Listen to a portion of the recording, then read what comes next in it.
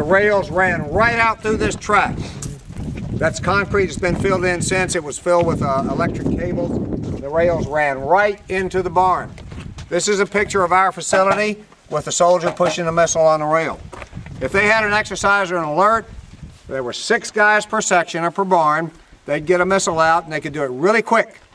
And then all the guys would go sit in this bunker room. You'll see a door that goes into the earth when we drive through this place. 2 men were detailed to push this 41-foot, almost 11,000-pound missile out. They tell me 1 man could push it. I don't know. But anyhow, 6 guys. They get it out here. They put it on a launcher. There were 3 launchers. You guys are standing on one right now and one over there. Big steel launchers. Whoa. And they tilt the missile up to 87 degrees. And then all 6 guys would go in that bunker room where they'd wait. Now, you didn't want to set it at 90 degrees because if it quit working right away, you didn't want it to fall back on you. So what was it like to launch this missile? Now, they never fired one from here, but these guys went out to Fort Bliss, Texas at least once a year to fire at a live target and go through the paces. The soldiers, don't be thinking space shuttle. You know how we'd watch the space shuttle launches? We'll be sitting on our couch. There'll be this nice slow countdown.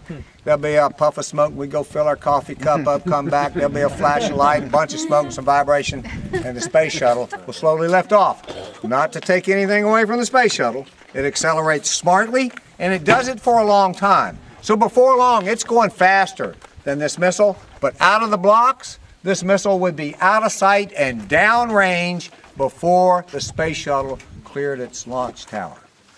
In 3.5 seconds, all the solid fuel in that booster is gone. It's a mile high, going about 1,600 miles an hour. Booster falls away, rocket sustainer motor ignites, increasing the velocity to 2,700 miles an hour, sending it higher, and at some point the computer gives it a command to dive toward its target, and it's off to the races. Not only, the soldiers described the launch of this missile as an explosion and a whoosh. You could barely even see it leave.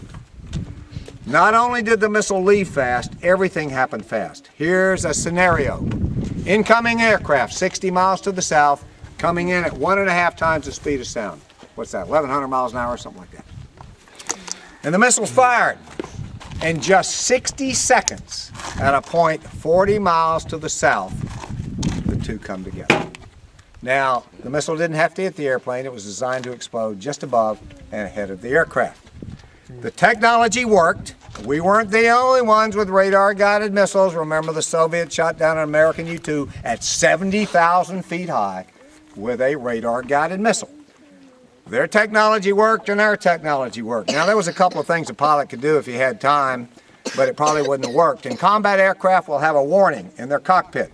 When you're being painted and targeted by a targeting radar, this alarm goes off or this light flashes. I really don't know how it works.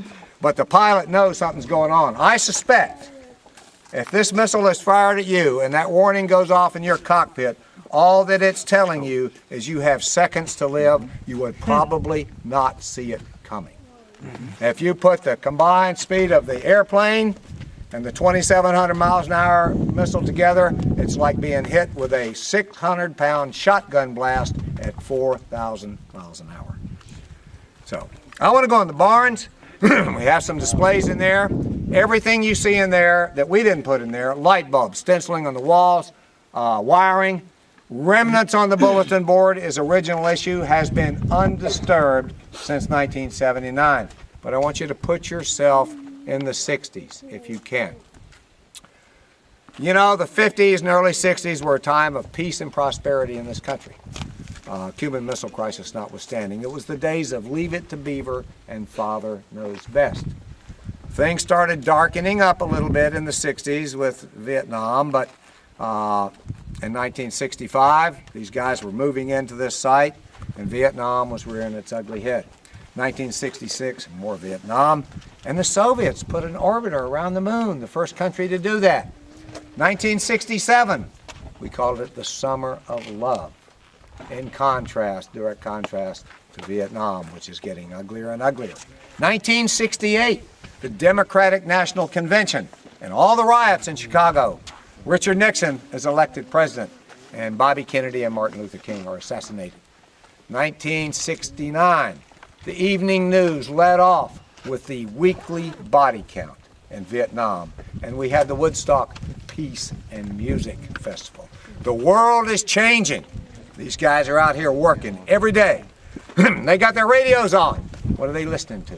The Stones, the Beatles, the Jefferson Airplane, and the Doors. I know there was some Motown, Four Tops and the Supremes, Smokey Robinson. And I know there was some good old boy from Oklahoma out here playing Johnny Cash, who back then was singing I Walk the Line in Ring of Fire. So put yourself in that frame of mind. We'll spend about 10 minutes in the barn, and then we'll regather and do a quick wrap up. Everybody okay? All right, I need all the kids. Come on, we need to open these doors.